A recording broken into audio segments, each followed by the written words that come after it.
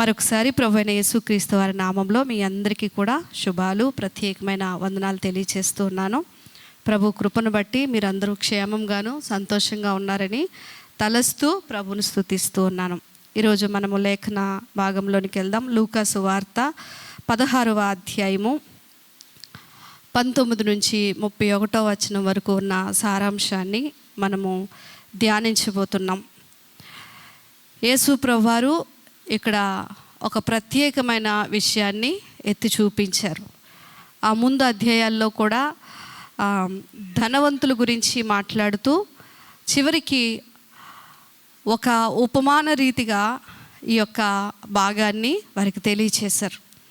ఇక్కడ మనం చూసినట్లయితే 19వ వచనం నుంచి ధనవంతుడు లాజరు అంటే ఇక్కడ ఇద్దరు వ్యక్తులను చూపిస్తున్నాడు దేవుడు, ఇద్దరు పరిస్థితులను చూపిస్తున్నాడు, ఇద్దరు ముగింపును చూపిస్తున్నాడు. దేవునికి స్తోత్రం కలుగునుగా. ఈ విషయంలో నుంచి ఈరోజు మనం పరిగి వేరుకోవడానికి దేవుడు సహాయం చేయనుగాక. ధనవంతుడైన వాడు ఈ లోకంలో ఎలా జీవించి మరణించి నిత్యత్వంలో ఏ స్థలానికి వెళ్ళాడు అని చెప్తున్నాడు. లాజరు ఈ లోకంలో జీవించి నిత్యత్వంలోనికి ఏ స్థానంలోనికి వెళ్ళాడనే విషయం మనకి ఇక్కడ స్పష్టంగా కనబడుతూ ఉంది. ఈ వాక్యము మనకి ఒకసారి అంటే ధనవంతులైతే అందరూ నరకానికి వెళ్ళిపోతారా, పేదవాళ్ళైతే అందరూ పరలోకానికి వెళ్ళిపోతారా అనే ప్రశ్నను కూడా లేవనెత్తుతూ ఉంది. అసలు ఈ ధనవంతుడు లాజరు యొక్క సందర్భంలో ధనవంతుడు నరకానికి ఎందుకు వెళ్ళాడు, లాజరు పరలోకానికి ఎందుకు వెళ్ళాడు? ఓన్లీ ధనాన్ని బట్టేనా, లేక వారి జీవితాన్ని దేవుడు చూసినప్పుడు ఇంకేమైనా మనకి కనిపిస్తున్నాయా, మనము వారి నుంచి నేర్చుకునేది ఏదైనా ఉందా అనే విషయాలు ఈరోజు మనం ధ్యానపూర్వకంగా తెలుసుకుందాం. మొదటిగా మనం చూసినట్లయితే దేవుని బిడ్డలారా, లాజరు యొక్క స్థితిని మనము కొద్ది నిమిషాలు ధ్యానిద్దాం. లాజరు ఎలాంటి పరిస్థితుల్లో ఉన్నాడో చదువుదాం ఒకసారి. లాజరు దరిద్రుడు,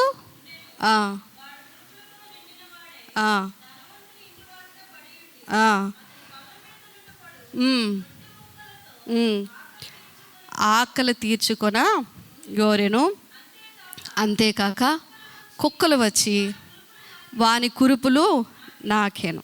ఇది లాజరు యొక్క పరిస్థితి. లాజరు అని ఒక దరిద్రుడు ఉండేను. అంటే లాజరు దేవుడు చేర్చుకునే అంత గొప్పవాడు ఎలా అయ్యాడు అనే విషయాన్ని మనం ఆలోచన చేస్తే, అతను నిజంగా భక్తిపరుడా, అతడు దేవునితో సంబంధం కలిగి ఉన్నాడా అని మనం ఆలోచన చేద్దాం. మొదటిగా మనం చూసినట్లయితే లాజరుకి దరిద్రుడు అంటే అర్థం ఏంటంటే ఇల్లు లేదు కదండి, బట్టలు లేవు, ఏ విధమైన ఈ లోక సంబంధమైన దరిద్రులను ఎవరంటారు, గూడు ఇది లేని వాళ్ళని దరిద్రులని అంటారు. అంటే అతనికి ఆరోగ్యము లేదు, ధనము లేదు, ఇల్లు లేదు, ఏమీ లేదు, ఏమీ లేని దరిద్రుడు. అయితే అతని పేరు మనకు ఒక విషయాన్ని తెలియజేస్తుంది. అతని పేరు ఏం పేరు అని ఉందండి? లాజరు. లాజరు అనే పేరు ఎలియాజర్ అనే పేరు నుంచి వచ్చింది. ఇది ఎలి అంటే దేవుడని, యజర్ అనే పదానికి ఎప్పుడు కూడా బైబుల్ సహాయము అని అర్థం వస్తుంది. సహాయము అని అర్థం. లాజర్ అనే పేరుకి అర్థం ఏంటి అంటే దేవ సహాయము అని అర్థం. దేవునికి స్తోత్రం కలుగునుగా. అంటే ఈ లోక సంబంధంగా అతనికి ఏమీ లేదు, కానీ అతనికి ఒకే ఒక ఆధారం ఉంది. అది ఏంటి అంటే దేవుడే తనకి ఆధారం, దేవుడే తనకి సహాయము చేయాలి. దేవుని మీద మాత్రమే అతను ఆధారపడి జీవిస్తున్నాడు. ఎలా చెప్పగలం అంటే పేదరికంలో ఉన్న వాళ్ళందరూ కూడా సాధారణంగా ఆ పేదరికం నుంచి బయటపడడానికి లేదా వారిని వారు పోషించుకోవడానికి ఏం చేస్తారు అంటే కొంతమంది దొంగతనాలకి పాల్పడతారు, అంతే కదండి, అన్యాయాలకి పాల్పడతారు, లేదా ఆ స్థితిని బట్టి దేవుణ్ణి దూషించవచ్చు, చెడ్డవాళ్ళుగా అయిపోవచ్చు. మీరు ఆలోచన చేయండి. పేదరికము అనేది ఒక మనిషిని అనేక రకాలుగా పాడు చేస్తూ ఉంటుంది. కానీ లాజరు విషయంలో మనం చూస్తే అతను ఎంతకాలం ఆ దరిద్రంలో ఉన్నాడో తెలీదు, ఆ పేదరికంలో ఉన్నాడో తెలియదు, కానీ ఇలాంటివేవి అతను చేస్తున్నట్లుగా మనకి ఎక్కడా కూడా కనిపించలేదు. నిస్సహాయ స్థితిలో తను చేయగలిగే అన్యాయాలు ఉండొచ్చు, తను తాను పోషించుకోవడానికి అక్రమంగా అనేక మార్గాలు చేపట్టవచ్చు, లేదా దేవుని విడిచిపెట్టవచ్చు. కానీ ఇవేమీ అతను చేయకుండా దేవుని నుంచి ఒక ఇండికేషన్ వస్తుంది, దేవుడు ఏదో నా జీవితంలో ఒక చొరవ తీసుకుంటాడు అనే ఒక నిస్సహాయ స్థితిలో అతను ఏం చేస్తున్నాడు అంటే, తానున్న స్థితిలోనే ఆ పేదరికంలోనే దానినే భరిస్తూ అలా బ్రతుకుతా ఉన్నాడు. దేవునికి స్తోత్రం కలుగును గాక. మీరు ఆలోచన చేయండి ప్రియ దేవుని బిడ్డలారా, ఈ లాజరు విషయంలో మనం గమనిస్తే పేదరికం కానీ, అనారోగ్యం కానీ, లేక అనాథులుగా మిగిలిపోవటం కానీ, ఇవన్నీ కూడా భూలోక సంబంధమైన పరీక్షలుగా మనం చెప్పచ్చు. ఇతనితో దేవుడు ఉన్నాడు, ఇతన్ని దేవుడు చూస్తున్నాడు అనే విషయము అతని మరణాన్ని బట్టి మనకి స్పష్టంగా తెలియజేస్తాం. అతని మరణంలో దేవుడు అతన్ని అంత ఘనపరిచినప్పుడు అతని భౌతిక పరిస్థితులు దేవుడు చూడట్లేదా అంటే ఖచ్చితంగా చూస్తున్నాడు. అనారోగ్యంతో ఉన్నాడు, పేదరికంలో ఉన్నాడు, అందరూ విడిచిపెట్టేసిన స్థితిలో కనిపిస్తున్నాడు. ఇవన్నీ కూడా భూలోక సంబంధమైన పరీక్షలని మనం చెప్పాలి. యోబు దగ్గరికి మనం వెళ్ళినప్పుడు యోబుని దేవుడు పరీక్షించినప్పుడు అతను ఏ స్థితిలోకి వచ్చాడండి? తన కురుపులంట చిల్ల పెంకుతో అతను అంటే ఆ స్థితి చూస్తున్నాడు దేవుడు. దేవునికి తెలియందేమీ కాదు. ఇక్కడ మనం చూసినట్లయితే లాజరు మరణించిన వెంటనే ఎవరు వచ్చారట? దేవదూతలు వచ్చారు.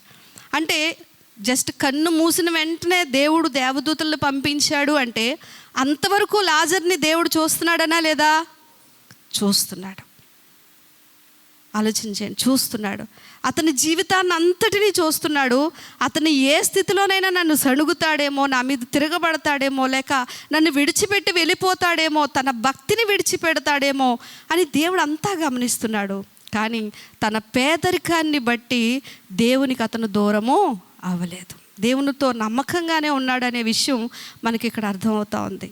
అందుకే అతన్ని దేవుడు మరణంలో ఘనపరిచాడు. దేవునికి స్తోత్రం. దేవదూతలు వచ్చి అతన్ని చేతులతో కొనిపోయారు అనే విషయం యూదుల యొక్క ఆచారంలో, వాళ్ళ యొక్క సాంప్రదాయంలో మనం ఆలోచన చేస్తే ఒక మనిషి మరణానికి, ఆ మరణంలో దేవుడు వాళ్ళని ఘనపరచడానికి చాలా ప్రాముఖ్యమైన చరిత్ర ఉంది. ఇప్పుడు ఏలియా అని చూడండి, ఆ అగ్ని రథముల మీద కొనిపోయాడు అని. మోషేని చూస్తే ఆ మరణంలో దేవదూతలు ఆయన మరణం దగ్గర నా శరీరం నాది అని చెప్పి వాదోపవాదాలు జరిగినట్లుగా, నెమ్మది కలిగి అబ్రహాము నిద్రపోయినట్లుగా, యాకోబు మరణిస్తున్నప్పుడు నేను నా పితరుల దగ్గరికి వెళ్ళిపోతున్నానని చెప్తున్నట్లుగా, దావీదు కూడా తన మరణంలో మాట్లాడిన మాటలు, ఇవన్నీ చూస్తూ ఉంటే పాత నిబంధనలో మరణంలో ఒక మనిషి పొందుకునే ఆ ఘనత అనేది మామూలు విషయము కాదు. అది ఎవరికి దేవుడిచ్చాడు? లాజరుకి ఇచ్చాడు. ఇప్పుడు మనం పరదేశంలోకి వెళ్ళి చూసినట్లయితే 23వ వచనం ఒకసారి మీరు చదవండి. 23వ వచనం చదివినట్లయితే 22వ వచనం నుంచి కూడా చదువుదాం. ఆ దరిద్రుడు చనిపోయి దేవదూతల చేత అబ్రహాము రొమ్మున ఆనుకొనుటకు కొనుపోబడని. ఎక్కడికి కొనుపోబడ్డాడు? అబ్రహాము రొమ్మున ఆనుకొనుటకు. అబ్రహాము అంటే యూదులు పిచ్చెక్కిపోతారు తెలుసండి. ఇప్పటికి కూడా అబ్రహాము మా పితరుడు అని ఆయన ఉంటే ఆయనకి ఆరాధన చేసేద్దరేమో, అంత ఇష్టం అబ్రహాం అంటే. అలాంటి అబ్రహాము రొమ్మున, ఇప్పుడు యోహాను గురించి వాక్యం అంటుంది, యోహాను యేసు రొమ్మున ఆనుకున్న శిష్యుడు. ఎప్పుడు యేసు ప్రభు బోధ చేస్తున్నా కూర్చున్నా యోహాన్ అంటే ఆయన గుండె మీద అలా చారబడి వినేవాడటండి. అంటే అంత ఇంటిమసీ అంటారు కదా, అంత క్లోజ్గా యేసు ప్రభుతో ఉండేవాడు. ఇప్పుడు లాజరు కూడా ఎక్కడికి కొనుపోబడ్డాడు అంటే అబ్రహాము రొమ్మున ఆనుకొనుటకు. అంటే ఆలోచించేయండి, ఎంత దగ్గరగా వెళ్ళిపోయాడు అబ్రహాంకి అతను, ఎంత ఘనత దేవుడు అతనికి ఇచ్చాడు. ఆలోచన చేయండి ఇప్పుడు దేవుని బిడ్డలారా. 23వ వచనం మనం చూసినట్లయితే ధనవంతుని గురించి కొన్ని మాటలు మనకి అక్కడ కనిపిస్తున్నాయి. అప్పుడు అతడు మరణించి పాతాళంలో బాధపడుచు కన్నులెత్తి దూరము నుండి చూడండి. ఆ ధనవంతుడు కూడా ఒకరోజు మరణించాడు. అతను ఎక్కడికి వెళ్ళాడండి? పాతాళమందు కేకలు వేయిచు దూరము నుండి చూశాడండి. మీరు గమనించండి, ఎప్పుడైనా సరే ఈ భూలోకంలో ఒక మనిషి దేవునికి ఎంత దూరంగా ఉంటాడో అక్కడ కూడా అంతే దూరంగా ఉంటాడు.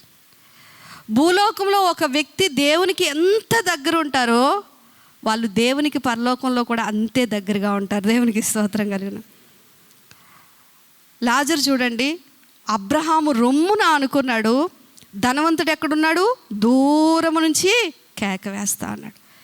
కనుక ఆలోచన చేయాలి, అక్కడ మన పరిస్థితులను నిశ్చయించేది ఇక్కడ జీవితమే అనే సంగతి మనకి వీళ్ళిద్దరి జీవితం ద్వారా కనబడతా ఉంది. ఇప్పుడు లాజరు పరిస్థితి ఇది.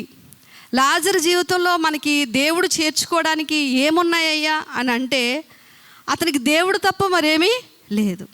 తిరగబడే స్వభావం లేదు, అన్యాయం చేసే స్వభావం లేదు. ఆ పేదరికం నుంచి బయటపడడానికి, తన కంఫర్ట్ చూసుకోవడానికి దేవునికి వ్యతిరేకమైనది ఏది కూడా చేసినట్లుగా లేదు. దేవునితో ఒక సన్నిహితమైన సంబంధాన్నే కలిగి ఉన్నాడు. తిరగబడే స్వభావం అతనిలో లేదు. దేవ సహాయము అంటే దేవుడు తప్ప ఇంక నాకు ఏ సహాయము లేదు. పేదవాడు కనికరించకపోయినా బ్రతుకుతున్నాడు, దినాలు ముందుకెళ్తున్నాయంటే కారణం ఏంటంటే దేవుని వలన మాత్రమే జీవిస్తాను. ఇప్పుడు ధనవంతుడి సంగతి దగ్గరికి మనం వద్దాం. ధనవంతుడి గురించి మొదటి వచనంలో నుంచే మనకి 19వ వచనం నుంచే చదివితే కొన్ని మాటలు మనకు కనిపిస్తున్నాయి. ధనవంతుడు ఒకడు ఉండెను, అతడు ఊదా రంగు బట్టలను సన్నపు నార వస్త్రమును ధరించుకొని ప్రతిదినము బహుగా సుఖపడుచుండువాడు. ఇతని గురించి చెప్పబడిన ఈ మాటల్లో మనం కొన్ని విషయాలు తెలుసుకున్నట్లయితే ఆశ్చర్యం అనిపిస్తుంది. ఆ రోజుల్లోనండి విందు భోజనాలు అనేవి సంవత్సరానికి ఒకసారి చేసేవారట. విందు భోజనం ఎప్పుడు చేసేవారు? ఒక 50 సంవత్సరాల క్రితం మనం వెళ్దాం, రోజు చికెన్ తినేవాళ్ళమా? అయితే ఎవరో బంధువులు రావాలి, లేకపోతే ఊర్లో బాగా గొప్పవాళ్ళు పెళ్ళేదో అవ్వాలి, అప్పుడే కదండి మనకి విందు భోజనం. అలాగా ఒక కొన్ని సంవత్సరాల క్రితం మనం చూసినట్లయితే సంవత్సరానికి ఒక్కసారి ఒక విలాసవంతమైన భోజనం చేయటం అనేది అరుదు. కానీ ఇతను ఏం చేస్తున్నాడంట? ప్రతిదినము అదే భోజనం చేస్తున్నాడు, సుఖవంతంగా బ్రతుకుతున్నాడు. అతను వేసుకున్న వస్త్రాల గురించి వాక్యం ఎందుకో చాలా నొక్కి చెప్తా ఉంది. అతడంట ఏం వేసుకున్నాడు? ఊదా రంగు. కలర్ చెప్పాడు దేవుడు, క్లాత్ చెప్పాడు కదండి. మనం ఈ రెండే కదా చూస్తాం. బట్టలు కొనుక్కునేటప్పుడు ఏం చూస్తాం? కలరు, మెటీరియల్ చూస్తాం. ఆ రెండు చెప్తున్నాడు. ఎందుకు రెండు విషయాలు దేవుడు చెప్తున్నాడు అంటే, మీరు ఆలోచన చేయండి. ఊదా రంగు, మన లూదియా గారు కూడా ఏమమ్మేవారు? ఊదా రంగు పిప్పొడిని అమ్మేవారు. చాలా ఎక్స్పెన్సివ్ ఆ రోజుల్లో. ఎందుకు అంత ఖరీదు అంటే ఆలోచన చేయండి. ఈ ఊదా రంగుని కలెక్ట్ చేసే విధానం ఒకసారి మనం ఆలోచన చేద్దాం. సముద్రంలో ఉండే మూర్ అండ్ స్నేల్స్ అనే ఒక జీవుల నుంచి, చూసారా, ఇప్పుడు మనం కలిమెందలు లాంటివి వండుకొని తీస్తే దానికి ఒక గ్లాండ్స్ ఉంటాయి. అది ఓపెన్ అయింది అనుకోండి, అందులో నుంచి నల్లగా ఒక డై లాంటిది వస్తుంది. అలాగే ఈ మూర్ అండ్ స్నేల్స్ అనే జీవుల నుంచి, ఆ షేప్లో ఉన్న జీవుల్ని, వాటిని కలెక్ట్ చేసి టైరియన్ డై అంటారట దాన్ని, కలెక్ట్ చేసి దాని నుంచి వచ్చే ఆ డై దాన్ని ఒక వస్త్రానికి అద్దడం ద్వారా అది చాలా ఎక్స్పెన్సివ్ అయ్యేదటండి. ఊదా రంగు అలా వచ్చేది. ఈ ఒక్క వస్త్రానికి ఈ డై వేయడానికి, ఊదా రంగు వేయడానికి కొన్ని వేల మూర్ అండ్ స్నేల్స్ని వాళ్ళు చంపేవారు. చాలామంది పని చేసేవారంట. దాన్ని ఎండబెట్టి పౌడర్ని చేసి, సో ఆ డై క్లాత్కి వేయడానికి చాలా ఖరీదయ్యేది. అది ఎవరి దగ్గర ఉంది ఆ వస్త్రం? ధనవంతుడి దగ్గర ఉంది. అంటే తను ధనవంతుడు కాబట్టి అంత కాస్ట్లీ బట్టలు వేసుకుంటున్నాడు. ఇతను 2 రకాల బట్టలు వాడుతున్నట్లుగా మనకి తెలుస్తుంది. లెనిన్ క్లాత్ గురించి కూడా దేవుడు మాట్లాడుతాడు. ఫైన్ లెనిన్ అని అంటారు కదండి. అన్నిటికంటే ఖరీదైన బట్టలు ఏవి ఈ రోజుల్లో? మీరు మంచి క్వాలిటీ లెనిన్ బట్టల దగ్గరికి వెళ్తే అన్నిటికంటే కూడా ఎక్స్పెన్సివ్. లెనిన్ షర్ట్ కొనండి, మామూలు క్లాత్ షర్టు కొనండి, దాని కాస్ట్ ఇంక ఊహించలేం. బ్రాండ్లోకి వెళ్ళి చూస్తే ఇంకా అసలు మనం ఊహించలేమన్నమాట, అంత ఖరీదైగా ఉంటాయి. అయితే ఇతను లోపల ఈ లెనిన్ క్లాత్తో చేసిన వస్త్రాన్ని వేసుకొని పైన ఊదా రంగుతో అద్దిన ఆ యొక్క రోబ్ అంటారు, అంటే పైన ఒక షరాయి లాంటిది వేసుకుని దాని మీద రోబ్, ఒక కోట్ లాంటిది వేసుకునేవాడు అనమాట. ఈ రెండు మనకి ఏం తెలియచేస్తున్నాయి అంటే, లెనిన్ క్లాత్తో ఎవరు బట్టలు వేసుకోవాలో తెలుసండి. మీరు నిర్గమాకాండం 28వ అధ్యాయం 5 నుంచి 6 వచనాలు మీరు తర్వాత చదువుకోండి, అక్కడంతా సందర్భం చదివితే మీకు అర్థమవుతుంది. 28వ అధ్యాయం 5 నుంచి 6 వచనాల్లో యాజకులైన వారికి దేవుడు ఏం చేశాడు అంటే, సన్నపు నారతో చేసిన లెనిన్ వస్త్రాలను వారి లోపల వేసుకునేవారు. వాళ్ళు కూడా పైన దాని మీద ఎఫోదును ధరించేవారు, అది లో వస్త్రము, పైన మళ్ళీ ఎక్స్ట్రాగా దేవుడు కోట్ని తయారు చేయించాడు వాళ్ళకి. అలాంటి యాజకులు వేసుకునే బట్టలు ఎవరు వేసుకుంటున్నారు? ధనవంతుడు. అంటే ఇతను ఏం తెలియచేస్తున్నాడు సమాజంలోకి వెళ్ళినప్పుడు అంటే, నేను స్పిరిచువల్గా ఆధ్యాత్మికంగా కూడా నేను తక్కువైనోడిని కాదు, ఒక యాజకుడి లెవెల్ నాది అనే విషయాన్ని తెలియచేస్తూ ఉన్నాడు. రెండోది, ఆ రోబ్ వేసుకుంటున్నాడంటే ఆ రోబ్ ఏం తెలియచేస్తుందంటే, సామాజికంగా ఊదా రంగు వస్త్రాలు అనేవి సామాజికంగా నేను ధనవంతుడిని అనే విషయాన్ని తెలియచేస్తున్నాయి. అంటే ఆత్మీయంగా యూదుడే ఇతను కూడా. యూదుడు అనడానికి మనకి ఇక్కడ ఆధారము కనిపిస్తుంది. ఎందుకన్నాడంటే, తండ్రివైన అబ్రహామా అని పిలుస్తున్నాడు. ఎక్కడి నుంచి? పాతాళంలో ఉండి తండ్రివైన అబ్రహాం అంటే, నువ్వు నాకు కూడా తండ్రివే, నేను కూడా నీ సంతతి నుంచి వచ్చాను. సో అలా ఏంటంటే ఆధ్యాత్మికను సామాజికంగాను సమాజంలో ఒక ఉన్నతమైన స్థితిలో ఉండి గౌరవాన్ని అందుకుంటూ పేరు ప్రఖ్యాతులు పొందుకొని ప్రతిదినము కూడా ఇతను ఏం చేస్తున్నాడంట? సుఖపడుచున్నాడు. మరి సుఖపడ్డం తప్ప అతనికి ఉందండి, అతను వేసుకున్నాడు అంటే తప్పేం కాదు. కానీ అతడు తన ధనవంతుడై ఉండి సుఖపడ్డం మాత్రమే కాకుండా తాను దేవుడు చెప్పిన కొన్ని ఆజ్ఞలను పాటించలేదు. దేవుడు ఉండమన్న విధానంలో అతను జీవించలేదు. మొదటిగా మనం చూసినట్లయితే ఇతను ఎందుకు ధనవంతుడై ఉంటాడు అనే విషయాన్ని మనం ఆలోచన చేద్దాం. దేవుడు పక్షపాతం లేనివాడు. దేవుడు ఎవరండి? పక్షపాతం లేనివాడు. అందరికీ భూ సంబంధమైన వాటిని సమానంగా ఆయన ఇచ్చాడు. ఈ యూదులందరికీ యెహోషువ గ్రంథంలో భూమిని పంచిచ్చేటప్పుడు యెహోషువ అందరికీ సమానంగా పంచిచ్చాడు. అంటే లాజరు యొక్క పూర్వీకులకి భూమి ఉండేది, ధనవంతుడి యొక్క పూర్వీకులకు కూడా భూమి ఉండేది. ఆలోచించేయండి. ఇతడు ధనవంతుడు ధనవంతులు అవ్వాలి అంటే ఆ రోజుల్లో భూములు ఉండాలి, పంటలు పండాలి. అందుకే ఆ ముందు అధ్యాయాల్లో ధనవంతుడు ఒకడు ఉండేను, నా ప్రాణమా తినుము త్రాగుము సంతోషించుము, నీ కోసం ఇన్ని సంవత్సరాలకి సరిపడనంత ధాన్యాన్ని కూర్చాను అని అంటూ ఉంటాడనమాట. ఇది చెప్తా ఉంటారు. ఇతను ఒక భూస్వామిగా ఉన్నాడు. ఎలా అయ్యాడు భూస్వామి? దేవుడు తనకిచ్చిందే తనకుంటే అంత ధనవంతుడు అవుతాడా అని ఆలోచన చేస్తే మీరు ఒకసారి చూడండి. లేవియాకాండం 19వ అధ్యాయము 9వ వచనం నుంచి మీరు కిందకి చదివితే పేదవాడి పట్ల ఎలా వ్యవహరించాలి అనే విషయాన్ని మనకి ఇక్కడ దేవుడు చెప్తా ఉన్నాడు. 19వ అధ్యాయం లేవియాకాండము 9వ వచనం నుంచి, మీరు మీ భూమి పంటను కోయినప్పుడు మీ పొలంలో వారలను పేదవాళ్ళు వచ్చి వాటిలో మిగిలిన వాటిని ఏరుకోవాలి కనుక మీరు పూర్తిగా మీకు వచ్చిందంతా కూడా మీరు కోసేసుకోకూడదు. తర్వాత ఏమంటున్నాడు? పేదలకు పరదేశులకు వాటిని విడిచిపెట్టవలెను. ఇంకా 13వ వచనం మనం చూస్తే హింసించకూడదు, బీదవారిని హింసించకూడదు, దోచుకొనకూడదు. ఇంకా 15వ వచనం నేరుగా చూసినట్లయితే అన్యాయపు తీర్పు భేదవాడని పక్షపాతము చూడకూడదు, గొప్పవాడని అభిమానము చూపకూడదు.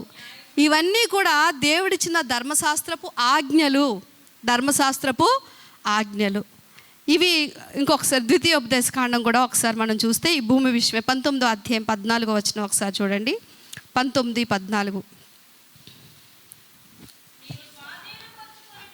మీరు స్వాధీనపరుచుకున్నట్లు మీ దేవుడైన యెహోవా మీకిచ్చుచున్న దేశములో ఏంటండి నీకు కలుగు నీ స్వాస్థ్యంలో నీ పొరుగువాని సరిహద్దు రాతిని ఏం చేయకూడదు, పక్కోల్ది నువ్వు కలిపేసుకోకూడదు. నీ సరిహద్దు నీకు ఎంతవరకు నీ యొక్క పూర్వీకుల నుంచి ప్రాపర్టీ వచ్చిందో నీకు అంతవరకే ఉండాలి. నీ సరిహద్దు ఏం చేయకూడదు, తీసివేయకూడదు. సరిహద్దు తీసేయడం అంటే పక్కోల్ది కూడా నీవు ఆక్యుపై చేయకూడదు అని దాని అర్థం. అంటే ఇప్పుడు ధనవంతుడి విషయంలో మనం చూస్తే అతను అన్యాయంగా ఎవరిదో లేక అన్యాయం కాదు అతనిదే అనుకుందాం. దేవుని వాక్యం సామెతల్లో అంటుంది కదా, గృహమును విత్తమును పితరులు ఇచ్చిన స్వాస్యము. గుణవతి అయిన భార్య అంటుంది, యెహోవా ఇచ్చు దానం అంటుంది. పోనీ అన్యాయం చేశాడా లేదా అనేది పక్కన పెడితే, అందరిది కలుపుకున్నాడా లేదా అనేది అతని స్వభావం చూస్తే అలాంటి పని చేయలేదని మనకు అనుకోవడానికి లేదు. ఇది మొదటిది. రెండోది లేదండి, అతని పూర్వీకుల నుంచినే ప్రాపర్టీ వచ్చింది అతనికి, అతను ఎవరిది ఏం దోచుకోలేదు, అన్యాయం చేయలేదు అనుకున్నా, ఒకవేళ తను ఫస్ట్ నుంచి ధనవంతుడైనా కూడా అలాంటి ధనం ఉన్నా కూడా అతనికి దేవుని వాక్యం ఇచ్చే కట్టడి ఏంటంటే, ఆజ్ఞ అంటే సామెతల గ్రంథం 22వ అధ్యాయము 22వ వచనం ఒకసారి చూడండి. సామెతల గ్రంథం 22వ అధ్యాయము 22వ వచనం. దరిద్రులను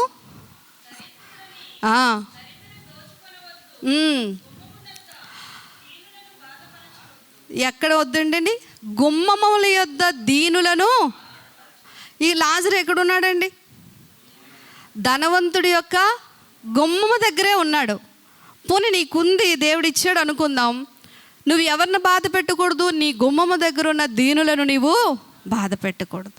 అంటే ఆలోచన చేయండి, ఇతడు ఏ రకంగా చూసినా కూడా ధనవంతుడై ఉన్న కారణం మాత్రమే కాకుండా ఆ ధనము వలన ఏమైంది అంటే తనలో కొన్ని రకాల పాపాలు అనేవి చేరికయ్యాయి. దేవుడు కూడా తన మీద ఒక జడ్జిమెంట్ ఇచ్చాడు. నీ బ్రతుకులో నీకు ఇష్టమైనట్లుగా నీవు జీవించావు, నీకు ఇష్టమైనట్లుగా నువ్వు బ్రతికావు. మన జీవితం ఎవరికి ఇష్టమైనట్లుగా బ్రతకాలి? దేవునికి ఇష్టమైనట్లుగా బ్రతకాలి. కానీ తన జీవిత కాలం అంతా కూడా ఎలా బ్రతికాడంట? తనకిష్టమైనట్లుగానే బ్రతికాడు. అంటే తన లిస్టులో దేవుడు లేడు. మొదటిది మీరు చూడండి, తన లిస్టులో దేవుడు లేడు, దేవుడిని పక్కన పెట్టేశాడు. రెండోది చూస్తే అతనిలో గర్వం మనకి కనిపిస్తూ ఉంది, గర్వం కనిపిస్తూ ఉంది. మూడోది పేదవాళ్ళు లేక దరిద్రులను చిన్న చూపు చూస్తున్నాడు. అతను రోజు గుమ్మం దగ్గర పక్కన మెట్ల దగ్గరే ఉంటున్నాడు. లోపల లెనిన్ కాటన్ వస్త్రాలు వేసుకున్నాడు, పైన రోబ్ వేసుకున్నాడు. అతను నడుస్తూ వెళ్తూ ఉన్నాడు, వస్తూ ఉన్నాడు, ఇంట్లోకి వెళ్తున్నాడు, బయటికి వెళ్తున్నాడు, ఇంట్లోకి వెళ్తున్నాడు, బయటికి వెళ్తున్నాడు. పక్కనే ఉన్న లాజరు మీద కనీసం కన్నేసి కూడా చూడట్లేదు, చిన్న చూపు చూస్తూ ఉన్నాడు. అతని హృదయం ఎలా ఉంది అంటే కఠినంగా ఉంది. ఎలా ఉందండి? కఠినంగా ఉంది. ఇన్ని పాపాలు ఉన్నాయి. ధనవంతుల్లో దేవుడు తన లిస్టులో లేనట్లుగా కనిపిస్తుంది. దేవునికి దూరంగా ఉన్నాడు అతను. రెండవది గర్వంగా ఉన్నాడు. మూడవది కఠినంగా ఉన్నాడు. నాలుగవది పేదలను చిన్న చూపు చూస్తూ ఉన్నాడు. ఇవన్నీ కూడా దేవుడు లిస్ట్ అవుట్ చేస్తున్నాడు. లిస్ట్ అవుట్ చేసి అతను ఎందుకు ఆ వేదనకరమైన స్థలానికి వెళ్ళాడు అనే విషయము దేవుని బిడ్డలారా మనకు దేవుని వాక్యంలో దేవుడు రాయిస్తూ ఉన్నాడు. ఆలోచన చేద్దాం. ధనవంతులు అవడము తప్పు కాదు, కానీ దేవుని వాక్యంలో కూడా ఒక మాట ఉంది, ఒకడు దేవునికిని సిరికిని దాసుడు కాలేడు. అంటే ఒకేసారి ఇద్దరు యజమానుల కంట సేవ చేయలేమటండి. అయితే దేవునికైనా సేవ చేస్తాం, లేదా దేవునికి సేవ చేయాలి అంటే మనం ఎవరిని విడిచిపెట్టాల్సి వస్తుందంటే ధనాన్ని విడిచిపెట్టాల్సి వస్తుంది. ధనానికి సేవ చేయాలి అంటే దేవుణ్ణి విడిచిపెట్టాలి. ఈ రెండిట్లో ఒకేసారి ఇద్దరిని ఈక్వల్గా సేవించడం అనేది సాధ్యం కాదు అని దేవుడు చెప్పేశాడు. సాధ్యం కాదని దేవుడు చెప్పేశాడు. కనుక ఈ ధనవంతుడు గురించి మరికొన్ని సంగతులు మనం ఆలోచన చేస్తే, ఇతడు 24వ వచనంలో ఏముంది అంటే, తండ్రివైన అబ్రహామా, నా యందు కనికరపడి తన వేలి కొనను నీళ్ళలో ముంచి నా నాలుకను చల్లార్చుటకు ఎవరిని పంపమంటున్నాడండి? లాజర్ని పంపాలి. ఇతను కేకలు వేస్తున్నాడు, అగ్నిలో కేకలు వేస్తూ ఉన్నాడు అనే సంగతి మనకి ఇక్కడ రాయబడ్డది. అంత వేదనలో కూడా ఇతను దృష్టి ఎవరి మీదకి వెళ్ళింది? లాజరు మీదకి వెళ్ళింది. లాజరు మీదకి వెళ్ళి లాజర్ని ఏమంటున్నాడో తెలుసా? అబ్రహాంతో చెప్తున్నాడు, చెప్పి ఆ లాజరు ఉన్నాడు కదా నా దగ్గరికి పంపించు అంటే నేరుగా లాజరుతో కూడా మాట్లాడట్లేదు. హైరార్కీ అంటారు తెలుసండి, ఆధిపత్యం. ఏంటి? ఆధిపత్యం. ఆడు చిన్నోడు, నేను పెద్దోడిని. ఆలోచన చేయండి. లాజర్ను కూడా అక్కడ ఎలా చూస్తున్నాడు తెలుసా? పనోళ్ళలాగే చూస్తున్నాడు. ఆ లాజరు ఏ పాటోడు?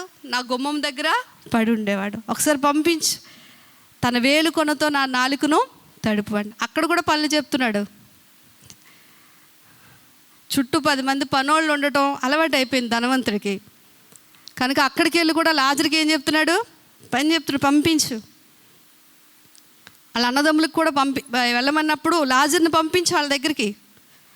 లాజర్ ఆ స్థితిలో ఉండడాన్ని, ఆ మహిమలో గమనించండి. ఎంత మహిమలో అబ్రహాము రొమ్మున లాజరు ఉన్నప్పుడు ఇతని మనసులో ఏముండాలి? ఆ మహిమలోనికి నేను వెళ్ళలేకపోయానే, ఈ స్థితిలో నేను ఉండిపోయాను, ఒక్కసారి మళ్ళీ కనికరించి నాకు అవకాశం ఏమైనా ఇస్తావా అక్కడికి రావడానికి అనలేదండి. లాజర్ని అక్కడ కూడా చిన్న చూపు చూస్తున్నాడు. గమనించండి దేవుని బిడ్డలారా, ఈ రోజుల్లో మనుషులు ఎలా తయారయ్యారో తెలుసండి? దేవుని నమ్ముకున్న వాళ్ళు కూడా ఇలా ఉండడం చూసి నాకు చాలా ఆశ్చర్యం అనిపిస్తుందండి. బాడీ షేమింగ్ ఎక్కువగా వింటున్నాం ఈ పదం. ఒరే పొట్టోడా, ఒరే నల్లోడా కదా, తప్పుడు ముక్కోడా, ఇలా పిలిచే క్రైస్తవులు లేరా? ఆలోచన చేయండి. ఒక వ్యక్తి యొక్క శరీరాన్ని బట్టి నువ్వు ఆ విధంగా మాట్లాడుతున్నావు అంటే దేవుడు నీకు అర్థం అవ్వలేదని అర్థం. అసలు ఎంత ఘోర పాపినైనా దేవుడే సృష్టించాడండి. అందరూ ఎవరు రూపంలో చేయబడ్డారంటే దేవుని పోలికలో, దేవుని స్వరూపంలోనే. క్రైస్తవులు ఒక్కలే కాదండి, దేవుడు చేసేసరికి క్రైస్తవులు లేరు. అందరము కూడా దేవుని పోలికలో చేయబడ్డాం. ఒక్కడి యొక్క శరీరాన్ని, వారి పోలికలను నువ్వు ఎక్కిరిస్తూ ఉన్నావు అంటే నువ్వు ఆ వ్యక్తిని వెక్కిరిస్తున్నట్లు కాదు, వాడిని తయారు చేసిన సృష్టికర్తను నీవు పాయింట్అవుట్ చేస్తున్నావు అని అర్థం. ఆలోచన చేయండి. రెండోదండి, ఉన్నోళ్ళు ఒకలాగా, లేనోళ్ళని ఒకలాగా. ఈరోజు సంఘాలు కూడా ఎలా ఉన్నాయో తెలుసండి? బాగా ఉన్నోళ్ళకి ఒక స్థానం, ఏమీ లేనోళ్ళకి ఒకలా చూడడం, ధనాన్ని బట్టి వ్యత్యాసాలు, అందాన్ని బట్టి వ్యత్యాసాలు, వారికున్న హోదాని బట్టి కులపిచ్చి. క్రైస్తవ్యంలో ఈరోజు కులాన్ని బట్టి అతిశయించే వాళ్ళు లేకపోలేరండి. ఒకప్పుడు నువ్వు దేవుని నమ్ముకోకముందు ఇవన్నీ మనకున్నాయంటే అర్థం ఉంది. అప్పుడు దేవుడు, నిజమైన దేవుడు ఎవరో, ఏ గర్భం నుంచి అందరము వచ్చామో ఆ సమానత్వం అనేది దేవుడు ఎలా తయారు చేశాడనేది తెలియదు అప్పుడు. ఇప్పుడు అందరము ఈక్వల్, దేవుని పోలికలో చేయబడ్డాం, ఒకే మనిషి నుంచి అందరం వచ్చామనే సంగతి తెలిసిన తర్వాత కూడా నువ్వు ఆ కులము, నేను ఈ కులం, స్థాయిని బట్టి, ధనాన్ని బట్టి, కులాన్ని బట్టి కులపిచ్చి, అంత భయంకరమైన పాపాలు తెలుసండి ఇవన్నీ. ధనవంతుడికి కూడా అలాంటి ఫీలింగ్ ఉంది. లాజరా అతనే అంతటి వాడు, నా గుమ్మాల దగ్గర పడి ఉండేవాడు. ఆలోచించేయండి. దేవుడు వీటిని చాలా తీవ్రంగా తీసుకుంటాడు. బీదలను కనికరించేవాడంటే యెహోవాకు అప్పిచ్చువాడు. ఇక్కడ మనం చూసినట్లయితే ఒక విషయం చాలా ఆశ్చర్యం అనిపిస్తుంది. 25వ వచనం మనం చూసినట్లయితే అక్కడ అబ్రహాం ఏమంటున్నాడో తెలుసండి? పరలోకానికిను మనకి ఉన్న తేడా గమనించండి. దేవునికి పరలోకం ఒక మనిషిని ఎలా చూస్తుందో ఒకసారి గమనించండి.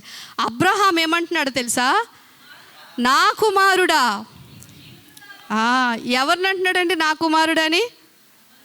ధనవంతుణ్ణి. అక్కడేమన్నా అబ్రహాము మాటల్లో కఠినత్వం కనబడుతుందా? లేదు. అసలు ఆ మహిమలో ఉన్న దేవుడు ఇతను వేసే ప్రశ్నలకు సమాధానం చెప్పాల్సిన అవసరం లేదు. ఎంతోమంది ఆ వేదనలో ఉన్నారు, ఎంతోమంది కేకలు వేస్తున్నారు, ఎంతో గొప్ప గొప్ప వాళ్ళందరూ పాతాళంలో ఉన్నారు. కానీ ఒక్క ధనవంతుడు అడుగుతున్న ప్రశ్నలకి, ధనవంతుడు చేస్తున్న రిక్వెస్ట్కి అక్కడ ఎంత హంబుల్గా అబ్రహాము సమాధానం ఇస్తున్నాడు అంటే, నా కుమారుడా.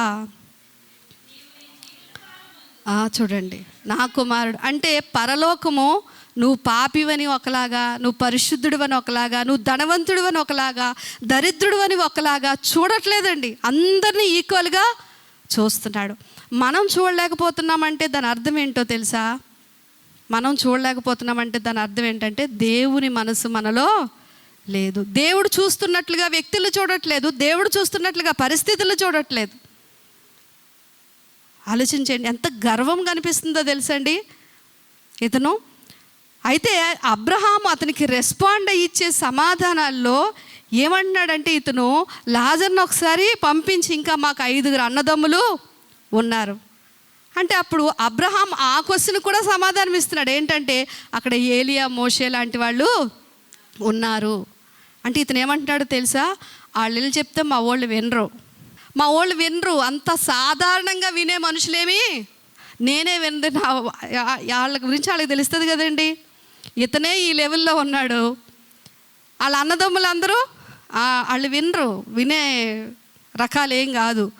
వాళ్ళ దగ్గరికి ఎవరెళ్ళాలో తెలుసా? ఒకడు చనిపోయి తిరిగి లేచి వెళ్తేనే కానీ వాళ్ళు వినరు అని అంటా ఉన్నాడు. అప్పుడు అబ్రహాం ఏమంటున్నాడో తెలుసండి? 30-31 వచనాలు మనం చూసినట్లయితే,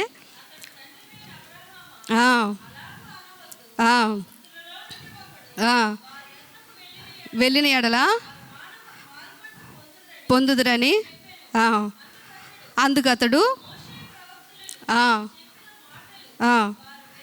వారు వినని ఎడల మృతులలో నుండి ఒకడు లేచి వారు నమ్మరు. వాళ్ళు నమ్ముతారో లేదో ధనవంతుడికి తెలుసా? అబ్రహాముకి తెలుసా? ధనవంతుడేమో నమ్ముతాడు అనుకుంటున్నారు, మా బ్రదర్స్ అందరూ నమ్ముతారు, నువ్వు పంపించు అంటే, అక్కడ ఏమంటున్నాడు అబ్రహాము? వాళ్ళేం నమ్మరు.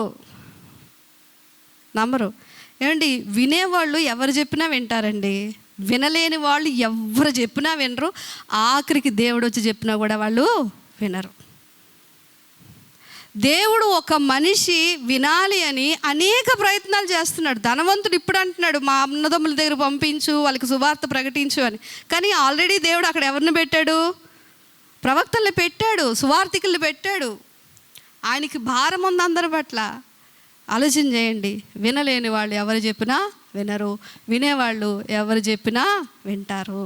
గమనించండి దేవుని బిడ్డలారా, వీళ్ళిద్దరు పరిస్థితులు చూసినప్పుడు ఆశ్చర్యం అనిపించే సంగతి ఏంటి అంటే, భూలోకంలో లాజరు అడుక్కునే స్థితిలో ఉన్నాడు. పరలోకంలో ఎవరు అడుక్కుంటున్నారు? ఎన్ని అడుక్కుంటున్నాడండి? నీళ్ళు అడుక్కున్నాడు. పోనీ నా పరిస్థితి ఏదో ఇలాగైపోయింది, నా అన్నదమ్ములకు పంపించు అని అడుక్కుంటున్నాడు. ఆలోచించేయండి. ఈ భూలోకమైన పరిస్థితి అలా పరలోకానికి వెళ్ళిన తర్వాత ఏమైంది? రివర్స్, మొత్తం రివర్స్. బొమ్మంతా రివర్స్ అయిపోయింది. సేమ్ ఇప్పుడు అదే జరుగుతుంది తెలుసండి. ఇక్కడ మనము ఏదైతే అనుకుంటామో దీనికి అంతటికీ పరలోకం ఏమవుతుంది? రివర్స్లో కనిపిస్తుంది. ఇక్కడ ఆహా ఓహో అనే వాళ్ళందరూ అక్కడ వేరే స్థలంలో ఉంటారు. ఇక్కడ దీనులై దేవునితో వారి స్థితిని బట్టి ఏ విధంగా దేవునికి దూరం అవ్వకుండా తగ్గింపుతో దేవుణ్ణి ఆనుకుని ఉంటారో వాళ్ళందరూ కూడా అక్కడ గొప్పవాళ్ళుగా ఉంటారు. వీళ్ళు పైనుండి ఉంటాడు, ఖచ్చితంగా మనకి సందర్భం కాదు కాబట్టి అదంతా ధ్యానించట్లేదు. అక్కడున్నాడు ధనవంతుడు, ఎక్కడున్నాడు? ఇక్కడి నుంచి కేకేస్తే వాళ్ళకి వినిపిస్తుందా లేదా? వినిపిస్తుంది. రెండోది, ఇతనికి గతం గుర్తుందా లేదా? గుర్తుంది. తండ్రి గమనిస్తున్నాడు, ఒక్కటే తన మీద వేస్తున్నాడు. ఏంటో తెలుసండి? నీవు ఒక్కసారి జ్ఞాపకం చేసుకో, నీవు నీ జీవిత కాలమంతా ఎలా బ్రతికేవో నీవు జ్ఞాపకము చేసుకో. నీవు నీకు ఇష్టమైనట్లుగా నీ జీవితాన్ని గడిపావు. అంటే దేవుడు ఇక్కడ ఏం చెప్పాలనుకుంటున్నాడంటే, నువ్వు అక్కడ గడిపే జీవితాన్ని బట్టి ఇక్కడ నీ స్థితి అనేది నిర్ణయించబడుతుంది.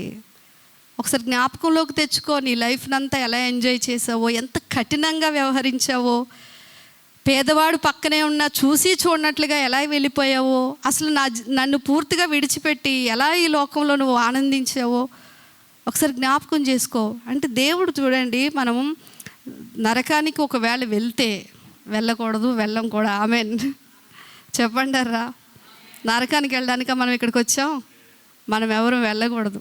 నా ప్రార్థన అయితే అదే, మనం ఎవరు వెళ్ళకూడదు, వెళ్ళం కూడా. అందుకు సాయశక్తిలా మేము ప్రయత్నం చేస్తాం, మీరు కూడా ప్రయత్నం చేయండి. అయితే ఇక్కడ దేవుడు ఏం చెప్పాలనుకుంటున్నాడంటే, నువ్వు ఈ ప్లేస్కి ఎందుకు వచ్చావు అనే విషయాన్ని అక్కడ జ్ఞాపకము చేస్తున్నాడు. రెండోది ఏమంటున్నాడంటే, ఇక్కడి నుంచి అక్కడికి, అక్కడి నుంచి ఇక్కడికి మనుషులు రావడానికి అవదు. నీ దగ్గర నుంచి మా దగ్గరికి, మా దగ్గర నుంచి నీ దగ్గరికి దాటకుండానట్లు అగాధము ఉంది. అంటే దాని అర్థం ఏంటో తెలుసండి. అక్కడ పరిస్థితులు ఎలాగున్నాయో నాకు తెలియదు, కానీ దేవుడు మాట అవునంటే అవును, కాదంటే కాదు. ఎక్స్క్యూజ్ చేయడానికి అవ్వదు బాబు అని చెప్తున్నాడు ఇండైరెక్ట్గా. లాజర్ని నేను పంపించడానికి అవ్వదు, నువ్వు ఇక్కడికి రావడానికి కూడా అవ్వదు. ఏదైనా నువ్వు భూలోకంలో ఉన్నప్పుడే చూసుకోవాలి, నీ జీవిత కాలంలో ఉన్నప్పుడే నువ్వు చూసుకోవాలి అనే విషయాన్ని అక్కడ చెప్తా ఉన్నాడు. సంఘంగా ఆలోచన చేద్దాం, దేవుని బిడ్డలారా, ఆలోచన చేద్దాం. ఈరోజు లోకమంతా దేని వెంబడి పరిగెడతా ఉందండి? ధన సంపాదన. ఏదో ఒక రకంగా ఈ లోకంలో ధనవంతులు అయిపోవాలి అనే విషయాన్ని ఈరోజు లోకము చాలా వేగంగా పరిగెడుతున్నది. దేని వెనక అంటే ధనం వెనకే పరిగెడతా ఉంది. కానీ బైబుల్ అందుకు విరుద్ధంగా కొన్ని విషయాలను చెప్తా ఉంది. మత్తయి సువార్త 6వ అధ్యాయం 21 కానీ, లూకా సువార్త 12వ అధ్యాయం 34వ వచనం కానీ ఏముందో తెలుసండి? ఒకని ధనము ఎక్కడుంటుందో వాని మనస్సును అక్కడనే ఉంటుందని. చదువుతారండి 6వ అధ్యాయం 21వ వచనం. నీ ధనం ఎక్కడుండునో అక్కడనే నీ హృదయం ఉండును. థ్యాంక్ గాడ్, మన బంగారాలన్నీ బ్యాంకులో ఉన్నాయి కాబట్టి ఇలా కూర్చున్నాం. ఎవరివైనా ఇంట్లో ఉంటే మనం ఇలాగా తాళం వేసానా, ఎక్కడ పెట్టాను, ఏం చేశాను కదా, వాటి చుట్టే తిరుగుతూ ఉంటుంది. ఒక పెద్ద హోదాలో ఉన్న ఒక అధికారి, అంటే జస్ట్ ఒక రాజకీయ నాయకుడు అనుకుందాం, ఒక ఇంట్లో నివసిస్తున్నాడంట. అతని ఇంటి ముందు ఒక చెప్పులు కుట్టుకునే అతను రోజు పాటలు పాడుకొని చెప్పులు కుడుతున్నాడట. పాటలన్నీ కూడా ఇతను కాఫీ కప్పు పట్టుకొని బాల్కనీలోకి వచ్చి అలా మార్నింగ్ వాక్ చేస్తూ ఉంటే ఇతని పాటలు రోజు వినబడడం ఇతనికి ఇరిటేట్గా అనిపించింది. ఏంటి, నేను ఇంత పెద్ద బంగ్లా కట్టుకుంటే నా ఇంటి ముందు ఇలాంటి పాటలు పాడుతున్నాడు, అసలు ఇక్కడ ఉండకూడదు అని చెప్పేసి ఒకరోజు అతన్ని పిలిపించాడంట. పిలిపించి, నువ్వు ఇక్కడ పాటలు పాడకు, నేను నీకు కొన్ని కాయిన్స్ ఇస్తాను అని చెప్పేసి మొత్తానికి ఒక 10 బంగారు నాణ్యాలను ఇచ్చాడంట. ఇంక ఈ పేదవాడు పాపం సంతోషంతో నా కష్టాలన్నీ తీరిపోయాయి, నేను చెప్పులు కుట్టినా కొట్టకపోయినా పర్లేదు అనుకొని మొత్తానికి ఇంటికి వెళ్ళిపోయాడంట.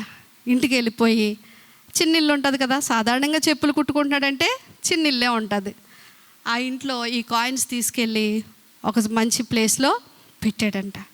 పెట్టి దాన్ని క్లాత్లతో కప్పి మొత్తానికి ఉన్న లాక్ ఏదో వేసి పడుకున్నాడంట. నిద్ర రావట్లేదు. ఈ చిన్న ఇల్లు ఎవరికైనా ఈ ధనవంతుడు చెప్పేసి ఉంటే, లేకపోతే ఈ అధికారి చెప్పేసి ఉంటే ఆడిన ఇంటికి దొంగతనానికి వస్తాడేమో, ఏదో కుట్ర జరుగుతుందేమో, లోకంలో ఎలాంటివి జరగట్లేదని నిద్ర పట్టట్లేదట. లేచి మధ్యరాత్రిలో దాన్ని తీసుకున్నాడు. ఉన్నాయా లేదా? ఉన్నాయి.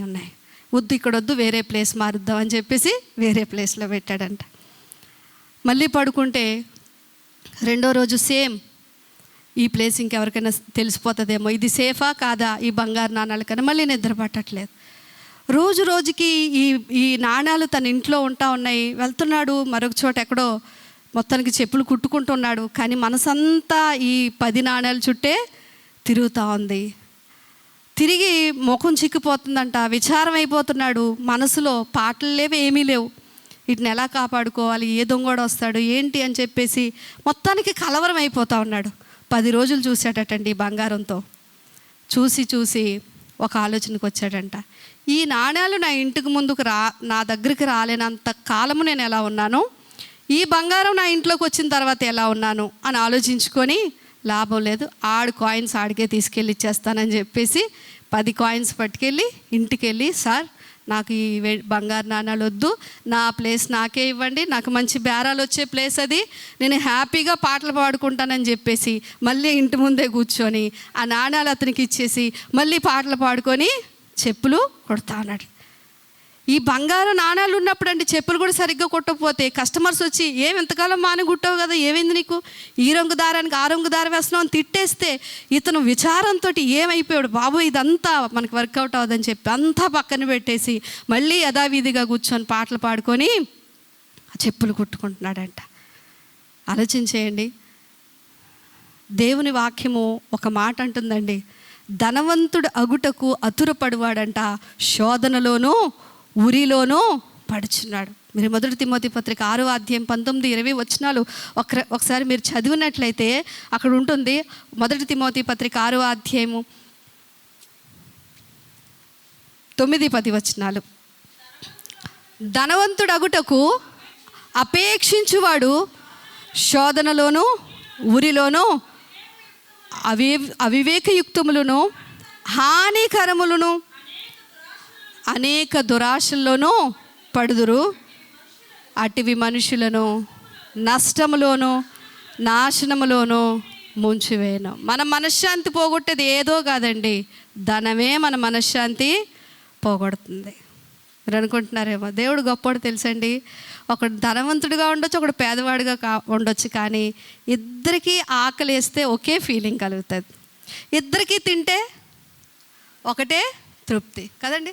ఇద్దరికీ దాహం వేస్తే, ధనవంతులకి దాహం వేస్తే ఎలా ఉంటుందంటావు, వాళ్ళు తింటే ఎలా ఉంటుందంటావు, వాళ్ళు బయటికి వెళ్ళి బీచ్ చూస్తే ఎలా ఉంటుందంటావు, ఆ డౌట్లు ఏం అవసరం లేదు. మనకి ఎలా ఉంటుందో ఆడికి కూడా అలాగే ఉంటుంది. దేవుడు అన్యాయస్తుడు కాదండి. అందరికీ తృప్తిని ఆకలిని అన్నిటినీ సమానంగా పెట్టాడు. ఉన్నోడికి ఒకలాగా లేనోడికి ఒకలాగా పెట్టలేదు. మరి అలాంటప్పుడు కొంతమంది నష్టాన్ని తెచ్చుకుంటున్నారట, నాశనానికి వెళ్ళిపోతున్నారు, ఉరిలో పడుతున్నారు, శోధనలో పడుతూ ఉన్నారు. ధనాపేక్ష సమస్తమైన కీడులకు మూలం. అంటే మనము ఏం లేదు, అన్ని కీళ్ళు మనకు రావాలి అంటే మనకేమవ్వాలి, ధనం కోసం వెళ్తే చాలు. ధనాపేక్ష సమస్తమైన కీడులకు మూలము. మీరు ఒకసారి ఆలోచించండి, మనం ఒక 20 సంవత్సరాలు 10 సంవత్సరాలు ముందుకెళ్దామా, అన్నదమ్ములము అక్క చెల్లెలము అందరము ఒకే చిన్న కొంప కింద తెల్లారు 3 గంటల దాకా 4 గంటల దాకా అందరం కలిసినప్పుడు నవ్వుకొని అందరూ కలిసి తిని, బెడ్లు కూడా పెద్ద ఉండేవి కాదు, ఇరుకిరికిల్లో ఒకళ్ళ కాళ్ళ దగ్గర ఒకళ్ళు పడుకొని, ఒక ఖరా అని తిరిగే ఫ్యాను, కనిపించినట్లుండే టీవీ కదండి, ఫ్రిడ్జిలు లేవు, చల్లని నీళ్ళు లేవు, ఆ కుండల్లోనో లేకపోతే ఎక్కడి నుంచో నూతుల్లో నుంచి తెచ్చుకొని నీళ్ళు, ఎప్పుడో నెలకో కొలకో తినే చికెనో మటనో. ఆ రోజులు బాగున్నాయా? ఎవరికి వాళ్ళం సెటిల్ అయిపోయి, ఎవరి ఇల్లులు వాళ్ళవి, ఎవరి వెహికల్స్ వాళ్ళవి, ఎవరి రూములు వాళ్ళవి, ఎవరి ఫోన్లు వాళ్ళవి కదండి, ఎవరికి కావలసినంత ఆస్తి వాళ్ళది, ఎవరి లైఫ్లకి ఏమీ డోకా లేదు అనుకున్న ఈ రోజులు బాగున్నాయా? అందరూ ఏం చెప్తారు? ఖచ్చితంగా ఆ రోజులే బాగున్నాయి. అప్పటికి ఇప్పటికీ ఏం పెరిగింది అంటే ధనము పెరిగింది, ధనంతో పాటు టెన్షన్ కూడా పెరిగింది, ధనంతో పాటు బాధలు కూడా పెరిగాయి, ఫెసిలిటీస్ అన్నీ పెరిగి కూడా సమస్యలు పెరిగాయి. అంటే ఎంత విచిత్రం. వాక్యం నెరవేరుతూ ఉంది. దేవునికి స్తోత్రం కలుగును గాక. ఆలోచన చేయండి.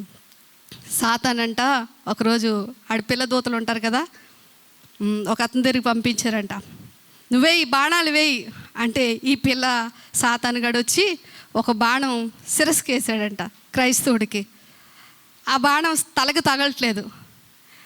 ఎందుకు తగలట్లేదని చూస్తే రక్షణ అనే శిరస్త్రాణం ఉంది, బాణం తగలట్లేదు. చెస్ట్కి గుండెకి తగిలితే చచ్చిపోతాడని గుండెకి వేసాడంట. అక్కడే ఉంది డాలు కదండి. కాళ్ళు గేస్తే సువార్త వలనైనా జోడు. మొత్తానికి శరీరం అంతా బాణాలు వేస్తున్నాడు అంటే క్రైస్తవుడిని చంపడానికి అని చెప్పేసి. ఎక్కడ బాణం తగిలినా ఏమీ అవ్వట్లేదు, ఎందుకంటే అతనికి సర్వాంగ కవచం ఉంది. లాభం లేదు. మా బాస్ పెద్ద సాతనగాడు ఆర్డర్ వేసాడు ఈయన ఎలాగైనా చంపాలని. వీడికేమో ఏమీ తగలట్లేదు. విషయం ఏదో ఆడికే చెప్దామని చెప్పేసి పెద్ద సాతనగాడి దగ్గరికి వెళ్ళాడంట. వెళ్ళి అయ్యగారు మీరు వేయమన్న బాణాలన్నీ వేసానండి, ఆడికి ఒక్కటి తగలట్లేదు, ఆడొళ్ళంతా ఏదో కవచం అంట అది వేసుకుని కూర్చున్నాడు అన్నాడట. అప్పుడు ఈ పెద్ద సాధన, నీకు ఎక్స్పీరియన్స్ లేదు కదా, రా నా దగ్గరికి చెప్తాను. ఆడు గుళ్ళంతా కవచం ఉంటుంది కానీ ఆడి ప్యాంట్లో ఒక పర్సు ఉంటుంది. ఏముంటుంది? పర్సు. ఆ పర్సుకి ఏ కవచం ఉండదు, దానికి అన్నాడంట. అంటే దాని అర్థం ఏంటంటే క్రైస్తవుడు ఒళ్ళంతా కవచం వేసుకుని కూర్చున్నాడు కానీ ధనాపేక్షను మాత్రం చంపలేడు. ధనము విషయంలో ఎవరు అతీతులు కాదు. ధనము ఎరగా వేస్తే, నువ్వు డబ్బును చూపిస్తే ఎవడైనా సరే పడిపోవాల్సిందే అన్నాడటండి.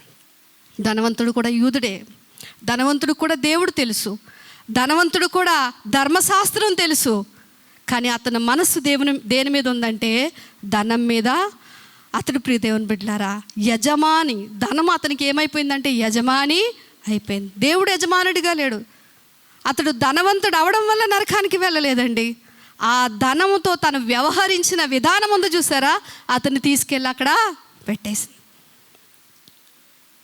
ఆలోచించేయండి. ఈరోజు దేవుడు మనకు ఒక మంచి ఆపర్చునిటీ ఇచ్చాడు తెలుసా అండి. ఎప్పుడు దేవుని స్తుతించాల్సిన విషయం ఒకటి ఉంది. అదేంటంటే భూలోక సంబంధమైనవి పెట్టుబడిగా పెట్టి పరలోక సంబంధమైనవి మనం పొందుకోవచ్చు. దేవునికి స్తోత్రం. భూలోక సంబంధమైనవి క్షయమైపోయేవి. మనం డబ్బు కావచ్చు, బంగారం కావచ్చు, ఇండ్లు కావచ్చు, ఆస్తులు కావచ్చు, ఇవన్నీ ఒకరోజు ఉండవు. కానీ ఇవే దేవుని పనిలో పెట్టొచ్చు, పేదవాళ్ళకి పెట్టొచ్చు, దేవుని పరిచర్యలో పెట్టొచ్చు. ఇవి పెట్టడం ద్వారా, ఈ క్షయమైపోయేవి లయమైపోయేవి పెట్టడం ద్వారా మనం ఏం పొందుకోవచ్చు అంటే అక్షయమైనవి, శాశ్వతమైనవి, వాడబారినవి అయిన దేవుని రాజ్యమును మనం పొందుకోవచ్చు. దేవునికి స్తోత్రం. ఏం పెట్టుబడి పెట్టి ఏం పొందుకోవచ్చు. అందుకే ప్రభు అన్నారు, మంచి క్లాసికల్గా మాట్లాడతారు కదా ప్రభు, ఇక్కడ మీరు దాచుకుంటే చిమ్మట కొడుతుంది, దొంగలు వస్తారు కదండి, కన్నం వేస్తారు. అక్కడ మీరు డిపాజిట్ చేసుకోండి, అక్కడికి దొంగోడు ఎవడు రాడు. పరలోకి వెళ్ళిన తర్వాత ఎవరు దొంగతనం చేయరండి. దొంగతనం చేసిన వాళ్ళందరూ భూమిలోనే ఉండిపోతారు, లేక నరకంలోనే ఉండిపోతారు. అక్కడ మన ఆస్తికి ఏ విధమైన తాళాలు వేసుకోవద్దు. పరలోకంలో మీకు నాకు అందరికి ఇల్లులు ఉన్నాయి కదండి, తాళం వేసుకోవాల్సిన అవసరం లేదు. అక్కడ డిపాజిట్ చేసుకోండి అని యేసు ప్రభు మాట్లాడుతూ ఉన్నారు. దేవుని బిడ్డలారా గమనించండి. లాజరు పేదవాడైనందుకో, ధనవంతుడైనందుకో నరకానికి వెళ్ళలేదు. లాజరు పేదవాడైనందుకు పరలోకానికి వెళ్ళలేదు. కానీ వారికి ఉన్న స్థితులను బట్టి దేవునితో ఎలా వ్యవహరించారు. ధనం ఉండడం తప్పు కాదు, కానీ ఆ ధనముతో నువ్వు ఎలా వ్యవహరిస్తున్నావు. ఈ ధనం లేకపోతే నేను బతకలేనురా బాబు, ఇదే ప్రపంచం అనుకుని నువ్వు ఉంటున్నావా? ఆలోచన చేయండి. దీనికే అంటుపెట్టిపోయి దీనికోసమే ఈరోజు దేవుణ్ణి కూడా మనం ఎందుకు విడిచిపెడతాం? చర్చికి రాలేకపోవడం కానీ, ప్రార్థన చేయలేదు. ఎందుకంటే ఖాళీ లేదు, ఎందుకంటే సంపాదన. పౌలు అంటాడు తిమోతితో, తిమోతి ఈ జీవన సంబంధమైన వ్యాపారంలో చిక్కుపడిపోయాం. ఈరోజు మనం అందరం రాలేము బయటికి, ఈఎంఐల్లో చిక్కుపడిపోయాం కదండి. ఆ చిన్న ఫ్రిడ్జ్లో అమ్మేసాం, పెద్దవి తెచ్చిపెట్టుకున్నాం ఇంట్లో కదా. ఆ చిన్నవన్నీ పక్కకు తోసేసాం. అవి మనకు అవసరాలు తీరుతాయని తెలిసినా పక్కకు తోసేసాం.